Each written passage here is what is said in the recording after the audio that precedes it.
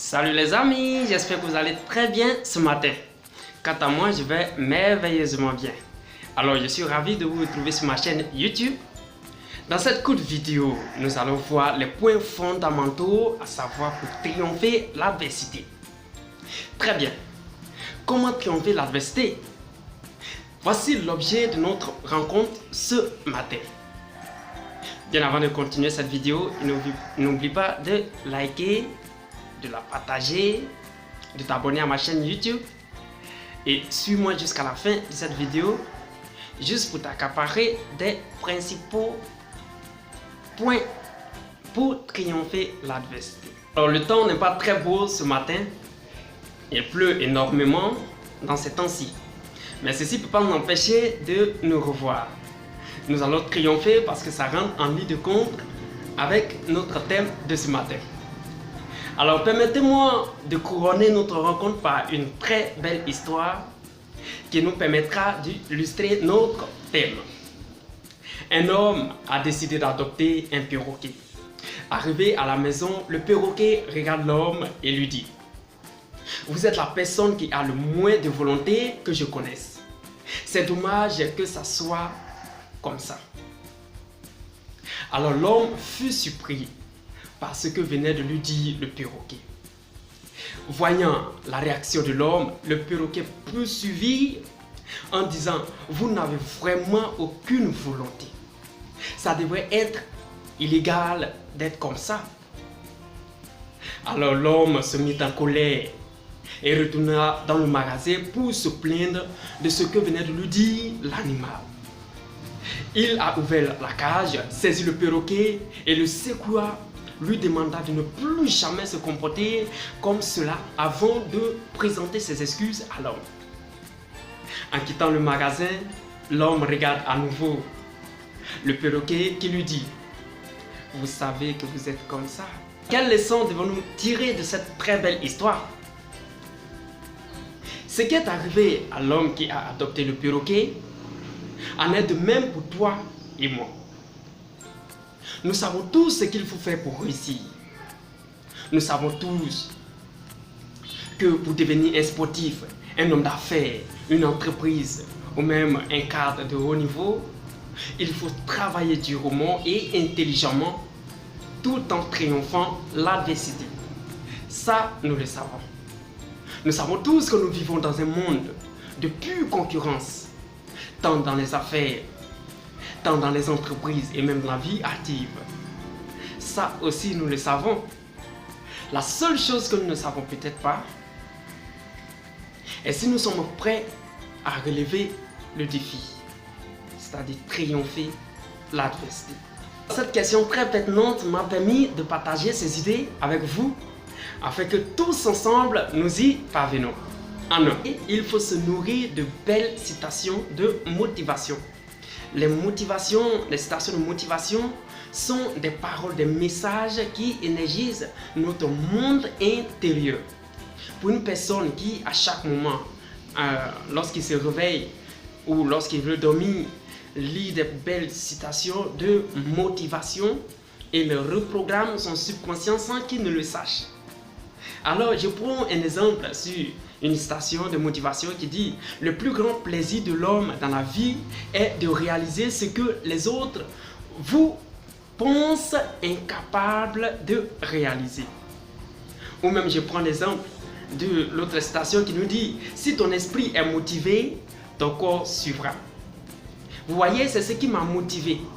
Sur ma page Facebook, dont je vous donne le nom, Délit élu de Dieu, j'ai créé un groupe sur cette page que j'ai appelé Jeunes leaders pour une mentalité nouvelle. Alors au sein de ce groupe, j'ai créé encore une page que j'ai appelée le développement personnel durable. Et j'ai dit aux membres de ce groupe, il est question de véhiculer des messages, non pas politiques, mais des messages de motivation afin d'emmener les gens à se battre dans la vie pour réussir, mais dans de bonnes conditions. Et je leur ai dit, le fait de faire des recherches et dans le but de motiver ton semblable, ton prochain, alors ceci te permettra de te motiver sans que toi-même tu ne le saches. Alors je leur ai dit, Le fait de faire des recherches, de trouver des citations de motivation, des citations hallucinantes, ça va leur permettre de reprogrammer le subconscient, eux, et le subconscient des autres. Point numéro 2, c'est qu'il faut développer son estime de soi. Et comment développer son estime de soi? Il faut le faire en ayant confiance et foi en tes valeurs. C'est-à-dire agir sans peur ni contrainte. Agir sans se laisser intimider par qui que ce soit ni par quoi que ce soit. À moins que ce que tu fais ne soit approuvé par la loi. J'insiste là-dessus. Mais si tel n'est pas le cas, il faut agir sans se laisser intimider par qui que ce soit. Et en plus te dire que tes œuvres, tes valeurs, tes talents peuvent aider des milliers de personnes. Et alors ceci te permettra de promouvoir ton savoir-faire, valoriser tes talents. Le point numéro 3 pour triompher l'adversité sera la maîtrise de soi. Napoléon, il l'a dit dans son livre Les lois du succès, que ceux qui savent se contrôler arrivent toujours à diriger les autres. D'abord, pour avoir une maîtrise de soi, il faut accepter d'être l'objet de critiques. Accepter, supporter le jugement des autres. Là, je vais prendre un exemple tout simplement sur Robert Kiyosaki. Dans l'un de ses dires, il a souligné que quand il publiait son livre « Père riche, Père pauvre », tout en soulignant dans ce livre certains points tels que ta maison n'est pas ton actif, alors il a été l'objet de critiques. Même certains écrivains, mais ce dernier a gardé son sang-froid, son calme. Jusqu'à ce qu'en Amérique, les gens arrivent, et même le monde entier arrive à approuver réellement ce qu'il a écrit, ce qu'il a mentionné. Alors cet homme n'a pas remis en cause son œuvre en ce temps. Il n'a pas remis ses belles idées qui aujourd'hui nous font du bien. Mais il a eu une maîtrise de soi, tout simplement parce qu'il sait que quand tu entreprends quelque chose, tu seras forcément l'objet de critiques de plusieurs personnes. Alors la maîtrise de soi est très très importante tant dans nos activités, dans nos projets, dans nos entreprises, dans notre vie active. Le point numéro 4. Il faut voir chaque situation comme une occasion de grandir, dans le but d'apprendre plus sur soi-même. Vous savez, l'adversité forge le caractère et permet de vivre victorieusement. Et là, Tim Ferriss, dans son livre La semaine de 4 heures, a insisté sur ce point. Toute situation qui se présentera à toi, il faut la voir comme une occasion de grandir.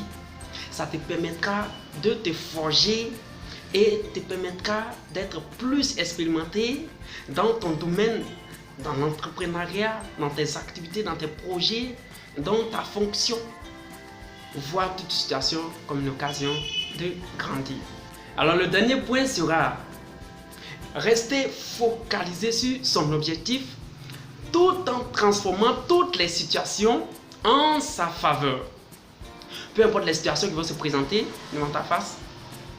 Alors, dis-toi que oui, ça peut être une proposition d'un ami, sachant très bien que cette proposition ne t'arrangera pas, mais tu acceptes et tu transformes cette situation ou cette proposition en ta faveur.